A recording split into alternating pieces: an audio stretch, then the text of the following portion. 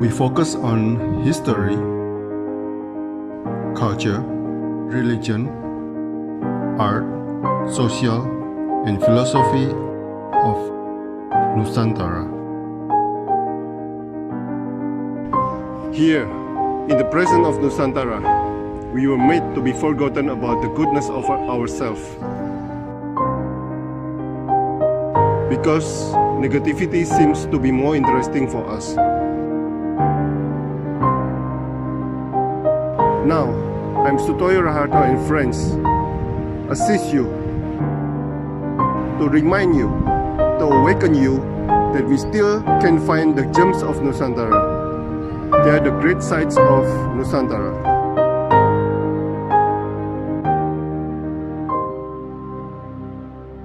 Malam Pak Daniel. Ya betul, maka itu. Daniel saja. Oh, oke. Biar Gak usah Pak juga, Daniel saja, lebih akrab. Lebih akrab. Oke, Pak Daniel Alexander adalah pendidik, pendeta, motivator, pembidik. Ini sangat wow sekali. Kami baca di media sosial, di Google, di beberapa media massa, digambarkan bahwa Pak Daniel ini adalah juru selamat orang-orang Papua katanya. Wow, wow. Katanya. Amin. Betul Pak Sutoyo, saya bilang Koden itu Yesus di bumi. Ini wow sekali. Oke, Pak Daniel, sebelum menetap di Wamena atau Nabire, pernah survei dulu atau tidak, Pak? Atau langsung menetap, Pak? Silakan. Survei dulu. Survei dulu. Tahun 90 bulan April, pertama kali saya menginjak Jayapura. Nah, saya syok karena kita tahu bahwa Papua ini tanah yang sangat kaya, tapi kenapa orang-orangnya miskin? Bahkan sampai hari ini Papua dan Papua Barat termasuk provinsi 3T, terluar, tertinggal, dan termiskin. Padahal tanahnya kaya. Nah, 11 bulan pertama saya keliling di Papua, waktu itu baru satu provinsi. Akhirnya saya tahu yang dibutuhkan oleh masyarakat Papua adalah pendidikan yang memadai supaya mereka bisa mengelola tanahnya sendiri. Itu. Ya. Kalau agama rata-rata mereka Kristen. Jadi kami nggak sibuk dengan agamanya. Tapi kami ingin mendidik mereka. Begitu. Nah, akhirnya tahun 91 bulan Juli kami mendirikan SMA yang pertama di Wamena. Tujuannya supaya 3 tahun lulus, kami kuliahkan mereka 4 tahun, jadi 7 tahun. Kami berharap mereka sudah bisa. Ternyata gagal. Naik kelas 3, jadi kami buka urut. Tahun pertama kelas 1, naik kelas 2 tahun kedua, kami buka kelas 2. Nah, ketika naik kelas 2 ke kelas 3, sekolahnya bubar, Pak Sutoyo. Karena guru-guru tidak sanggup mengajar mereka. Sampai saya panggil seorang konsultan pendidikan dari IKIP Surabaya yang di daerah Ketintang waktu itu. Itu teman baik saya. Saya panggil ke Wamena untuk meneliti ini kenapa kok anak-anak ini diajar susah sekali. Nah, konsultan ini menemukan sebuah fakta yang mengagetkan. Ternyata di benak orang-orang Papua ini bilangan pecahan itu tidak ada. Maka itu sampai hari ini Pak Sutoyo, di semua pasar, di semua kota, semua toko yang ada di seluruh Papua dan Papua Barat, itu nggak ada harga 2.150, 4.300, itu tidak ada. Harus bulat. 2.000, 5.000, 10.000. Begitu. Nah, kami bingung. Kenapa ini? Nah, akhirnya konsultan ini bilang, kita harus panggil ahli genetika untuk menyelidiki gen mereka ini kenapa. Aduh, saya bilang mau bayar berapa? Begitu. Ya toh. Tapi Tuhan baik. Akhirnya sekolah itu kami tutup. Nah, kami berdoa, kami membuat pertemuan-pertemuan bagaimana baiknya harus dimulai dari taman kanak-kanak dan diasramakan.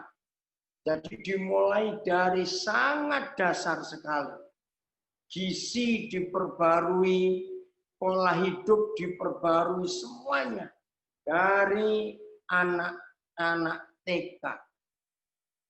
Nah, akhirnya tahun 95 dari beberapa kabupaten yang kami kunjungi untuk mengajak mereka, ya baik tokoh masyarakat, tokoh adat, pemerintah, pengusaha, ya tokoh agama, mereka malah nakut-nakutin.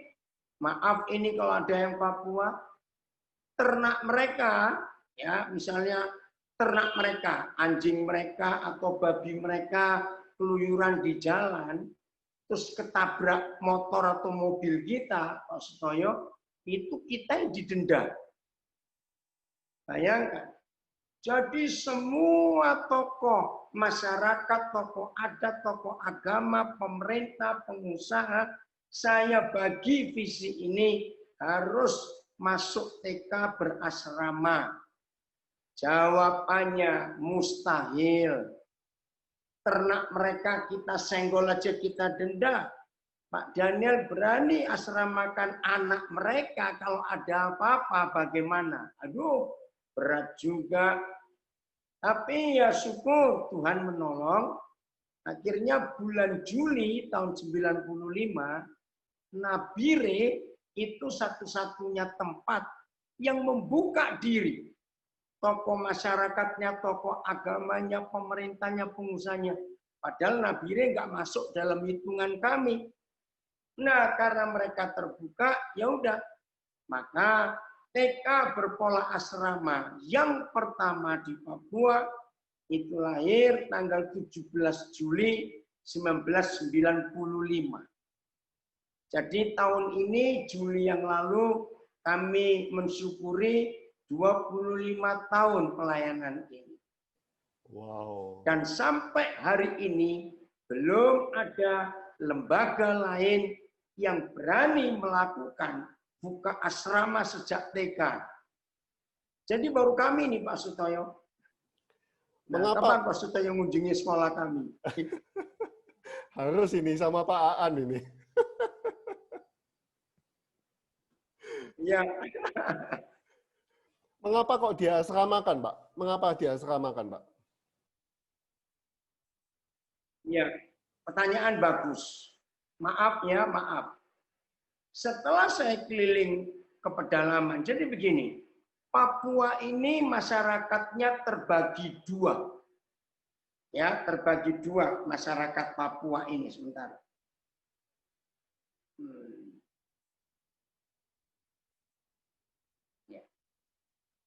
Masyarakat Papua itu terbagi dua. Satu mereka bilang orang gunung itu yang pedalaman. Dua orang pantai. Nah sukunya juga beda. Yang di pantai masih jauh lebih maju karena interaksi dengan masyarakat luar cukup sering. Ya, jadi pendatang-pendatang dari Sulawesi, ya dari Maluku, dari Sumatera, dari Jawa, kan lebih gampang interaksinya di pantai.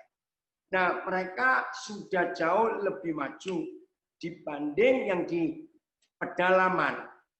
Nah, karena adat mereka masih kuat sampai hari ini, maaf ini, kepala suku itu lebih berkuasa dari polisi, dari bupati, dari pendeta, dari siapa saja. Nah, mereka masih punya adat mas kawin. Ya, di pedalaman itu kekayaan mereka bukan seperti kita. Dihitung mobilnya berapa, rumahnya berapa, gajinya berapa. Mereka ngitung kekayaan itu dengan jumlah babinya. Makin banyak babi yang mereka punya, berarti mereka makin kaya. Nah, bapak-bapak yang bisa punya babi banyak, adat mereka ini boleh menikah semau-maunya, cari perempuan. Nah, akhirnya kami melihat anak-anak itu tidak mengenal sistem papa mama atau sistem keluarga. Itu rumah ya tempat ini. Kalau mereka rumah itu alih. Jadi mereka kalau pagi sampai sore, ya udahlah terpencar-pencar kemana saja. Pokoknya di alam ini. Begitu. Nah, jadi yang namanya rumah buat mereka itu honai. Bentuknya bulat, kecil. Itu hanya tempat untuk mereka tidur waktu malam. Nah, di honai-honai itu tidak tinggal per keluarga. Ada sebutan honai laki. Nah, honai perempuan itu anak-anak kecil tinggal. Jadi satu honai bisa 20, bisa 30 orang. Hanya untuk tidur berteduh waktu malam. Maaf. Jadi kalau mereka hubungan suami istri, bisa di mana saja semau mereka. Karena alam ini rumah mereka. Nah, karena sistem dan struktur rumah kita harus mengasah supaya mereka belajar.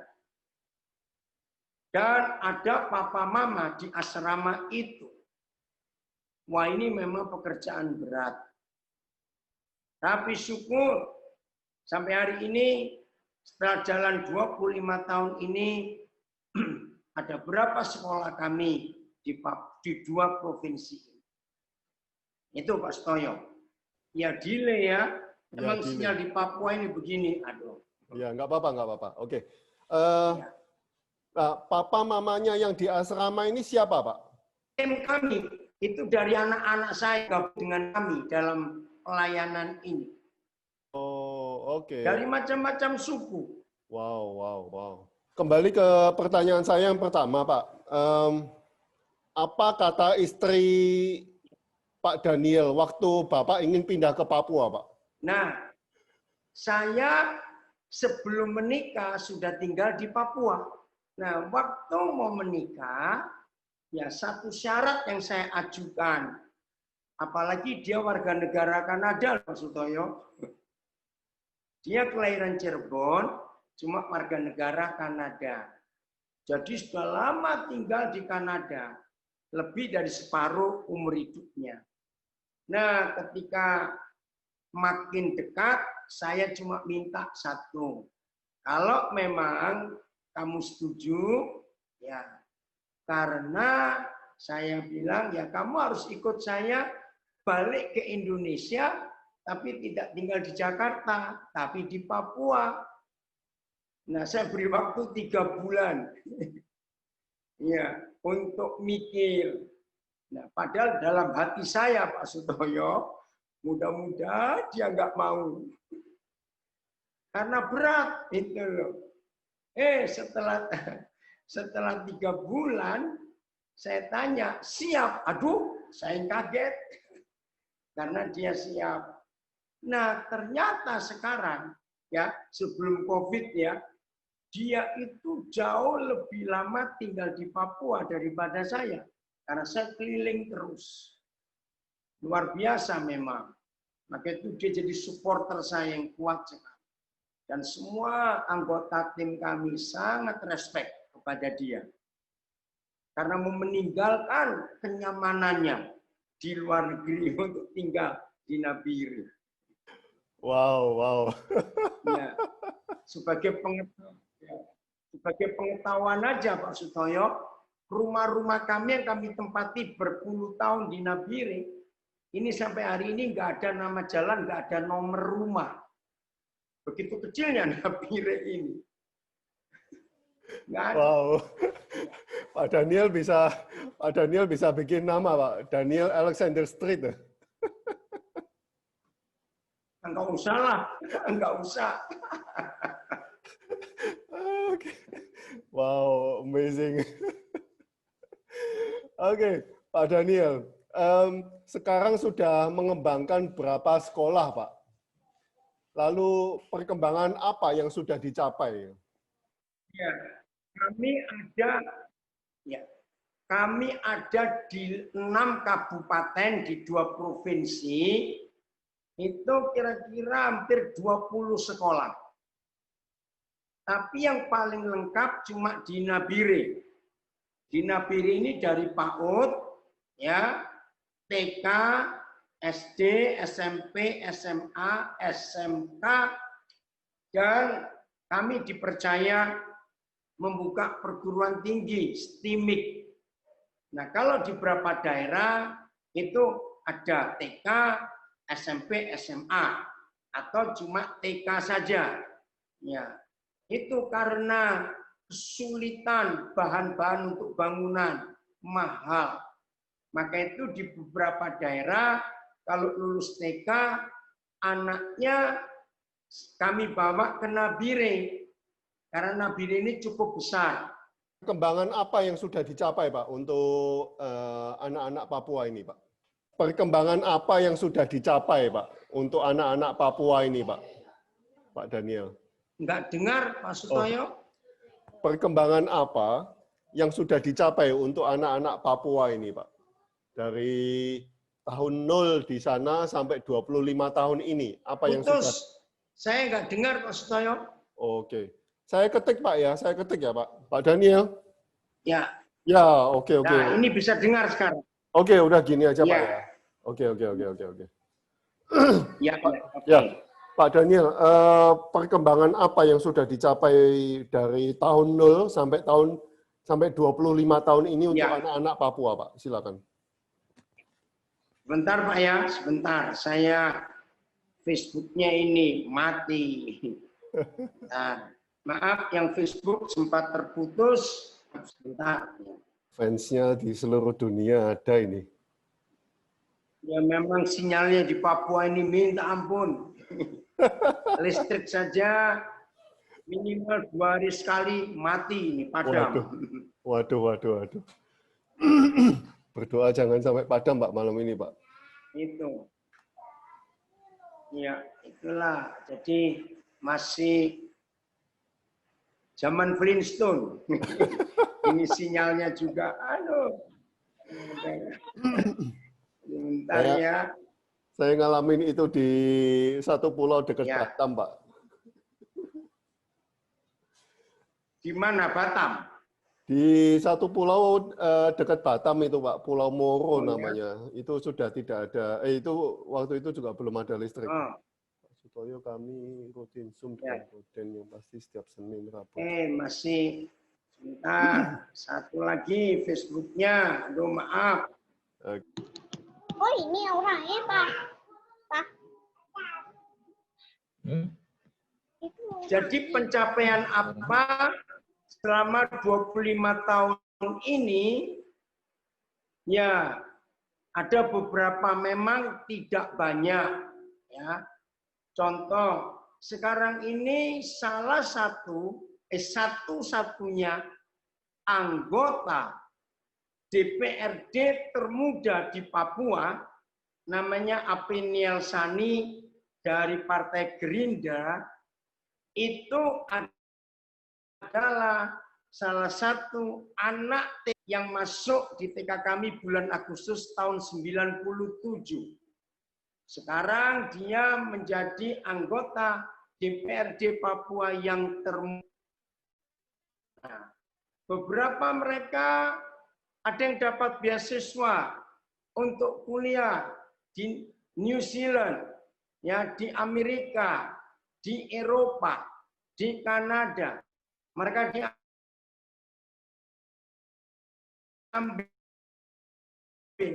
ada yang ke Tiongkok juga menduduki di Papua ini sebagai orang-orang yang punya kedudukan.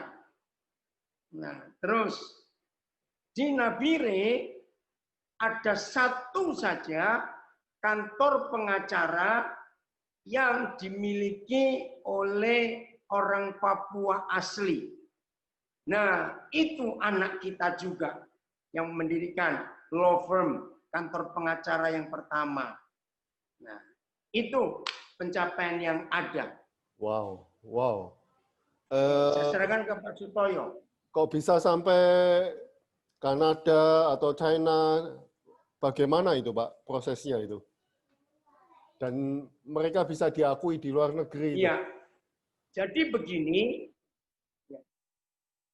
pemerintah Papua itu kerjasama dengan beberapa perguruan tinggi negeri.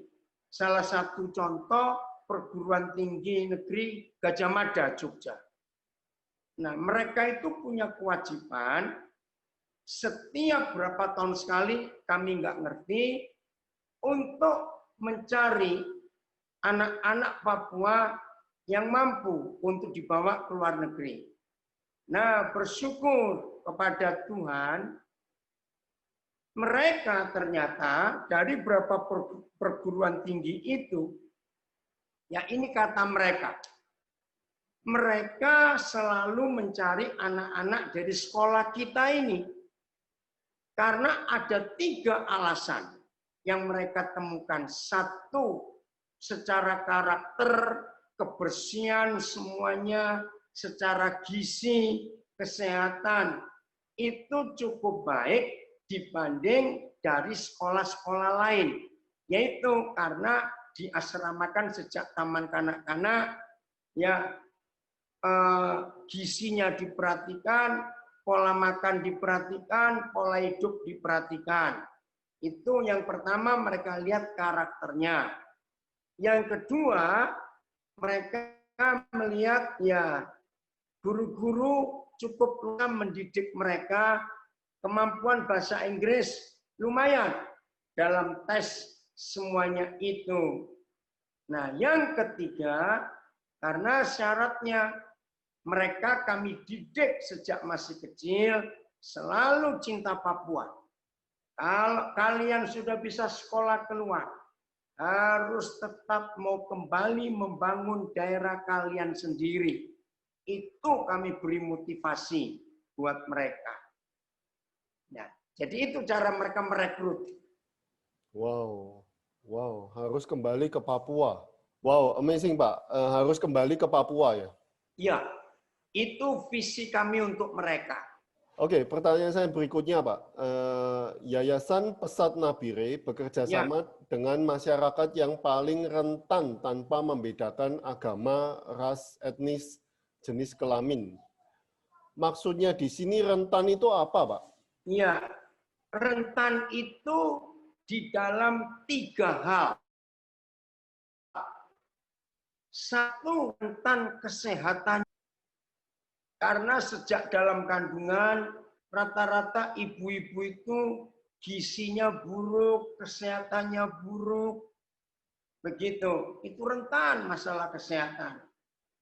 Nah, penyakit tertinggi di Papua, ini paru-paru, Pak, TBC. Hampir nggak ada orang Papua yang nggak kena TBC. Nah, karena TBC itu buat imun turun, maka itu menyedihkan Rentan yang pertama yaitu karena adat istiadat, Pak, lingkungan. Sini kemabukannya tinggi, Pak. Aduh, yang namanya orang mabuk itu sedih kami. Ngeri sekali, Pak. Nggak pernah kita ketemu di provinsi lain seperti Papua dan Papua Barat. Minuman keras. Aduh, merusak betul. Dari anak-anak kecil sampai orang tua. Pejabat-pejabat juga. Itu menyedihkan sekali. Rentan, Pak. Secara lingkungan, secara adat. Ya, itu sangat merusak dalam pergaulan mereka. Nah, masih nomor 2, Pak, rentan ini. Unik, kalau saya nggak berkata antik. Mereka ini sama-sama hitam, sama-sama keriting. Tapi kalau tidak satu bahasa, mereka anggap itu musuh.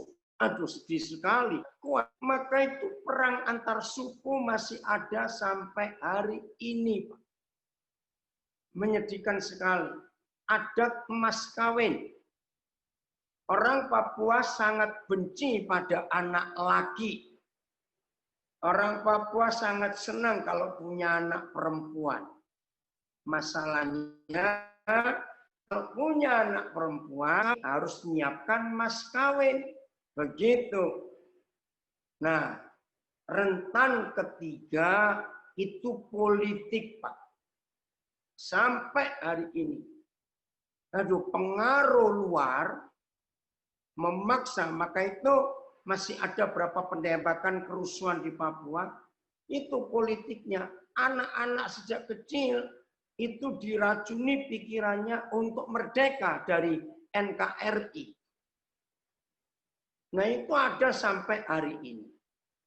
Nah, itu kerentanan mereka yang paling berat, yang kita harus hadapi. Maka itu bersyukur lumayan banyak sejak masih TK mereka sudah ada di asrama. Sudah mulai ngerti kehidupan ini bahwa kita ini majemuk di Indonesia dan di dunia ini. Itu dia. Perang antar suku, Pak. Perang antar suku, perang antar suku, Pak. Ya.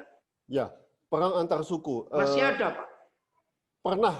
Apakah pernah yayasan Bapak atau sekolahan Bapak menjadi sasaran, Pak? Nah, bersyukur sampai hari ini, kalau mereka perang antar suku, mereka nggak pernah menyerang kami dan sekolah kami, karena mereka tahu anak-anak mereka di situ.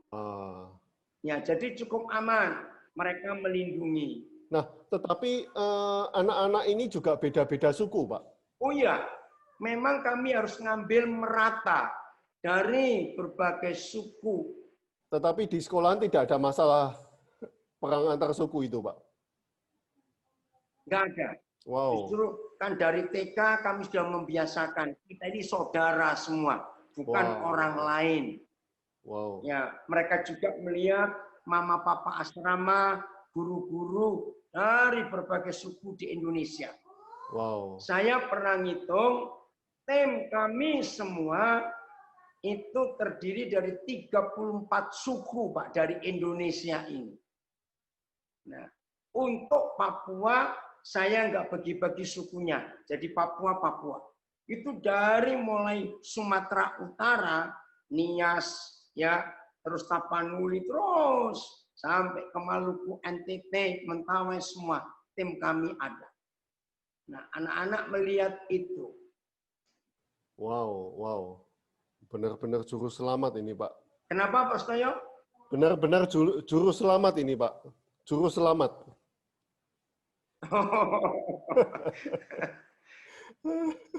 Luar biasa. Selamat cuma Tuhan Yesus, Pak Stoyo. Amin. Oke, Yesus Pak. di bumi, Pak Sutoyo. Koden Yesus di bumi, betul. I believe so. Nah, yang dari Belanda jangan ikut komentar ya. Loh, itu kebenaran loh, Koden. Saya merasakan dan saya melihat sendiri. Pak Sutoyo sudah pernah melihat videonya Koden yang 2-3 bulan lalu beredar. Yeah. Waduh, itu kalau saya sampai enggak kenal anak-anak Papua, lihat itu kasih Yesus terpancar dari Koden. Amin, amin. Mungkin Aan bisa kirim di sini linknya. Nah, lanjut Oke, terima kasih. lanjut makan. Ibu Agatha lanjutkan makan.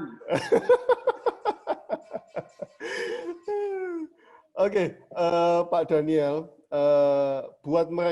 buat mereka yang di pedalaman, alam ini rumah buat mereka, Pak. Saya ulangin lagi, Pak. Ulangi Pak, buat mereka di pedalaman gimana?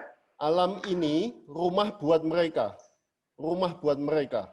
Iya, alam itu rumah buat mereka.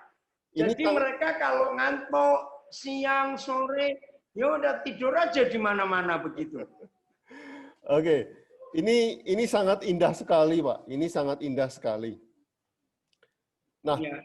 tetapi apa tantangannya sewaktu mereka diasramakan, Pak? Ya, ya pelan-pelan kami ngajarin mereka. Salah satu contoh, saya itu pertama heran. Mereka itu menganggap tanah ini bukan barang kotor, tanah. Jadi mereka makan, ditaruh aja di rumput di tanah, mereka makan. Loh, saya pikir kok begitu. Nah, mereka tahu tanah itu bagian dari tubuh mereka, dari hidup mereka. Seperti itu keadaannya. Nah, maka itu pelan-pelan kita mesti ngerubah mereka dalam semua pola hidup. Maka itu banyak penyakit menyerang mereka. Wow. Oke, Pak. Ini mungkin sudah dijelaskan sama Pak Daniel tadi. Tapi mungkin saya tanya lagi ya Pak, soalnya ada beberapa teman yang baru join. Ya, silakan. Ya, di dalam Honai, rumah adat, dihuni beberapa keluarga, Pak. Bapak mengatakan ini memang ironi hidup mereka. Bukan beberapa keluarga. Ya, ini saya ambil dari. Salah Pak. Jadi ambil dari mana Pak? Ini saya ambil dari sebuah artikel. Bapak pernah diwawancarai surat kabar mungkin ya. Saya ambil kutipan dari Bapak ini. Oh, mungkin salah. Oke. Ya. Jadi Honai itu bukan tinggal beberapa keluarga, beberapa orang, Pak. Oke. Karena ada Honai pria, ada Honai wanita. Oke. Jadi bukan keluarga, ya teman, ya saudara. Maka itu kalau malam yang Honai laki-laki semua tinggal. Nggak ada hubungan keluarga, cuma teman. Honai perempuan mereka tinggal Honai itu. Wanita kumpul di wanita. Kalau sudah mulai remaja, nah baru dibagi. Yang laki-laki ikut Honai pria. Tapi ya sekarang setelah berapa puluh tahun terakhir ini mulai ada perubahan lah. Ya tapi nggak banyak. Ya di daerah pedalaman masih kebanyakan seperti itu. Apakah ini praktek poliandri, poligami berarti masih ada ya Pak ya? Mereka sih sebetulnya bukan begitu. Poligami yang lebih banyak. Kalau poliandri kami hampir nggak pernah ketemu. Poligami, yaitu tergantung berapa babi yang mereka punya. Saya berikutnya, teman-teman kalau ada yang mau bertanya, tolong silakan tulis di chat. Papua tentu punya tradisi dan budaya sendiri yang unik, Pak. Bagaimana mengimbangi kehidupan mereka? Betul. Gimana, Pak? Ya. Jadi budaya yang positif kami pertahankan. Budaya yang membangun kami pertahankan. Tetapi budaya dan adat yang merusak di asrama kami habiskan itu. Tidak boleh ada. Sebentar Pak, ini saya bacakan kalau ada pertanyaan Pak. Apa mimpi Bapak untuk anak-anak Papua? Apa mimpi? Ya.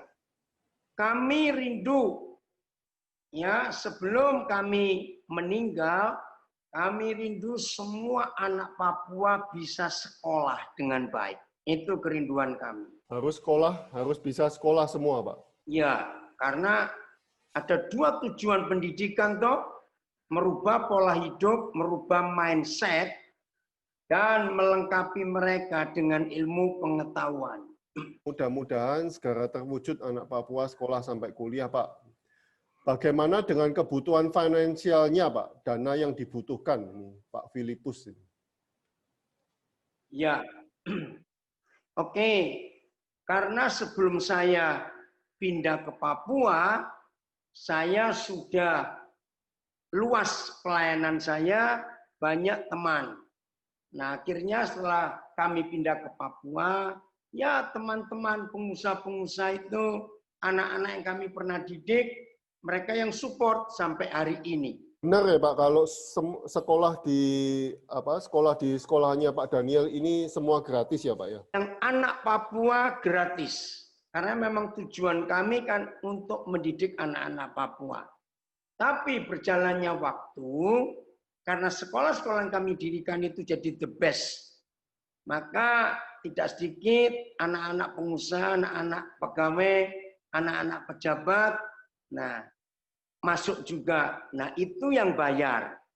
Tapi pun bayarannya murah sekali. Kira-kira berapa Pak untuk satu anak SPP di sana Pak? Ketua yayasannya, maaf ini Pak. Nah Pak, sebetulnya saya mau tanya bagaimana membuat orang-orang luar pulau itu betah di sana Pak? Karena ini juga satu challenge untuk Bapak. Ini pertanyaan bagus sekali. Iya, jadi guru-guru kami itu dari macam-macam suku. Justru Pak, aduh, suatu kali sebentar. Tolong Fengli, kamu tanya Pak Ernest saya siapa? Berapa SPP, SD, SMP, SMA? Cepat kamu tanya. Maaf, ini saya suruh guru saya tanya. Nah, pernah suatu kali kami dikunjungi oleh anggota-anggota DPR provinsi yang membawai pendidikan. Begitu mereka masuk ke kantor-kantor sekolah kami, kepala sekolah, mereka lihat bagan, ya, daftar guru semuanya. Wih, marah mereka Pak, karena ini orang-orang Papua. Saya syok. Mereka berkata begini, berarti yayasan ini sangat pilih kasih. Loh, kenapa? Kenapa di daftar guru-guru ini sedikit sekali yang orang Papua? Pak, saya nggak siap dengan pertanyaan itu. Nah, salah seorang guru kami, ya dia dari Maluku, guru olahraga yang menjawab. Nah, guru ini yang menjawab, maaf, bukan kami tidak mau menerima guru-guru orang Papua. Tapi mereka mintanya standar PNS, pegawai negeri. Nah, di sekolah ini tidak ada gaji. Tapi ini pengabdian. Wih, saya bersyukur ada jawaban seperti itu. Baru orang anggota DPR ini menyadari. Memang susah, Pak. Nah, terus gimana caranya? Yaitu karena kami suami istri itu tinggal di Papua, hidup dengan mereka, dan 90 sekian persen guru-guru kami itu anak-anak kami, Pak. Kami nggak punya anak kandung, itu anak-anak kami. Jadi kalau saya keliling ke banyak tempat di Indonesia, saya ketemu satu orang, dua orang, saya tanya, kamu pengen sekolah nggak? Pengen. Ya, asal kamu mau, kalau lulus jadi guru ke Papua, ya mereka manggil kami papa mama. Maka papa mama kan kuliahkan kamu. Nah, karena mereka ini adalah anak-anak kami, masa mereka tidak? Itu hal yang pertama, karena mereka anak-anak kami. Yang kedua, Tuhan itu adil. Ya, berapa? Tulisnya. Nah, Tuhan itu adilnya begini. 99% mereka ketemu jodoh di dalam sendiri, Pak. Ya, jadi kan nggak perlu pulang lagi. Itu hebatnya Tuhan. Ya, otomatis mereka betah. Kenapa? Hebatnya Pak Daniel Kenapa, itu. Pak? Hebatnya Pak Daniel itu bikin big family. Ya, bentar. Bukan trik saya loh, Pak. Saya nggak pernah jodohkan orang. Mereka milih sendiri kok. Aduh, luar biasa. Saking kesepian Ya, Pak. Pak di sana, Pak. Saya bisa tanya mereka, nggak ada yang saya paksa untuk menikah dengan ini, dengan itu. Tidak ada. Dibikin saya nangis ini. Aduh. Suatu hari harus ke sana, Pak. Oke, ini ada pertanyaan. Kenapa, Pak Sutoyo? Ada pertanyaan dari teman-teman, Pak. Setelah pelayanan sejauh ini, Koden, ini sebetulnya bisa dibilang berkuasa loh. Asetnya banyak, koneksi ada. Tapi kok sepertinya dari dulu Koden tetap punya hati hamba, tidak mencuri kemuliaannya. Itu bagaimana caranya? Tetap mengasihi, tetap mengampuni, dan tidak arogan? Silakan, Pak. Ya, ya karena kan ada role modelnya, yaitu Tuhan Yesus Kristus. Nah, jadi saya mengikuti contoh itu. Ya, ini cuma contoh saja. Semua aset yang saya beli di Papua, ya ada sekian banyak aset. Tidak ada satupun sertifikat tanah atas nama saya. Tidak ada. Wow. Maka itu saya selalu bisa berkata untuk dan untuk yang lain. Oh ini sudah dapat. Jadi SD full day school SPP-nya 200.000, SMP 200.000, SMA 250. Oh ya. Nah masa pandemik ini dipotong setengah karena kan nggak tatap muka. Masa pandemik ini mereka balik ke rumah masing-masing atau masih di asrama, Pak? Nah, yang rumahnya jauh-jauh tinggal di asrama, Pak. Karena mereka harus ke kampung-kampung dan itu naik pesawat. Risiko besar. Wow, sampai naik pesawat itu baru bisa sampai ke rumahnya. Iya, karena sampai hari ini, Pak, antar kota, antar kampung nggak ada jalan darat. Pesawat atau jalan kaki. Nah, kalau jalan kaki di Papua itu bukan berapa jam, berapa hari hitungannya. Wow. Benar-benar masih Flintstone ya, Pak. Ya, betul. Masih Flintstone. Mereka itu masih ada yang hidup pada zaman batu loh, Pak. Oh. Alat-alat mereka masak itu nggak ada kayak kita. Piring, sendok, panci, penanak nasi nggak ada. Semuanya dibakar. Masih ada di beberapa daerah. Nah, Pak, pada waktu Pak Daniel masuk Papua 25 tahun yang lalu sudah ada listrik, Pak? Di Nabire sudah ada, tapi belum normal. Nah, baru berapa tahun terakhir sudah mulai nggak ranting, tapi sudah berdiri sendiri PLN-nya. Tapi di pedalaman-pedalaman, masih belum, Pak. Masih belum. Wow, luar biasa Pak Daniel, sangat luar biasa. Anda benar-benar juru selamat untuk pendidikan di Papua, Pak. Amazing. Ya, puji Tuhan. Ya, puji Tuhan. Wow, luar biasa, Pak. Ya. Saya speechless sampean. Ayo Pak Stoyo, kunjungi kami yuk. Harus ini, Pak, harus ini. Harus ini. Salah satu cita-cita saya. Oh, begitu. Ajak Aan, Pak. Ajak Iya. Aan. Aan pernah ke Nabire. Oh. Akan lihat surga kecil di Papua ya, Koden. Kenapa? Seperti surga di Papua di Nabire. Ini ada yang tanya di Facebook. Ada yang tanya di Facebook saya, Silakan. apa contohnya budaya atau adat yang negatif? Oh, contohnya adat mas kawin. Nah, itu negatif sekali. Ya. Itu nggak boleh. Ya, oke. Udah, lanjut Pak Sutoyo. Sudah Pak Daniel, pertanyaan saya cukup sampai di sini. Mungkin teman-teman yang nggak ada yang ngechat lagi. Saya ikuti Pak Daniel di Instagram kok, Pak. Setiap siang pasti Pak Daniel ada di Instagram. Oh iya toh, wah nggak lapor saya ini Pak Sutoyo. Hampir tiap hari saya itu ngajar, saya juga heran. Maka itu waktu di lockdown begini saya makin sibuk. Hampir tiap hari Pak. Itu luar biasa. Ya. Wow, ini thanks to teknologi juga ini Pak. Kalau nggak ada teknologi, waduh, gimana hubungi Ya, Pak betul. Pak Daniel? Iya, betul. Terima kasih pada Eric Juan yang menemukan aplikasi Zoom. Ini saya seperti ngobrol sama malaikat di Papua ini, Pak. Aduh, jangan begitu. Kalau Masih bisa lapar kok, Pak Sutoyo. Masih bisa lapar. Kalau di Paketnya nggak bisa lapar.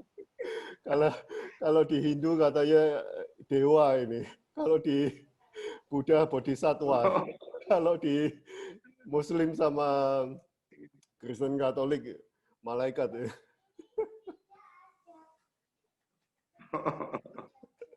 Iya. Oke, Pak Daniel, terima kasih atas waktunya, terima kasih atas pengetahuannya. Ini sangat-sangat luar biasa. You are a great person, Pak Daniel. Amazing. Ini suatu pencerahan. Sama-sama, Pak Sutoyo. Suatu Hidup pencerahan. cuma sekali. Mari kita pakai dengan sebaik-baiknya. Siap. Ini suatu pencerahan untuk saya, teman-teman yang ada di sini, dan juga mungkin siswa atau anak-anaknya Pak Daniel sangat luar biasa. Mungkin once in a lifetime, ya, orang yang bisa begini di Papua.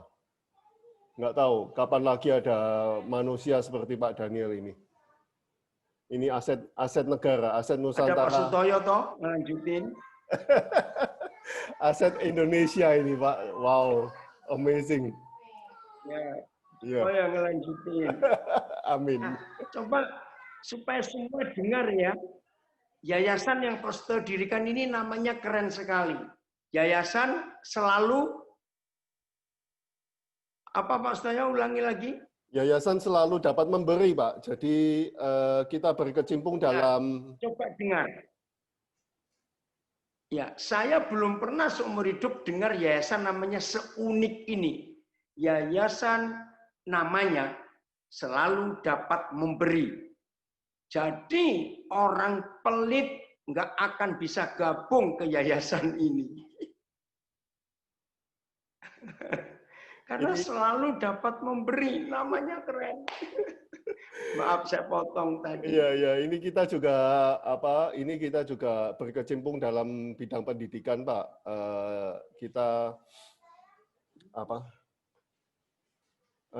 Kita membantu mahasiswa, awalnya membantu mahasiswa seni, Pak.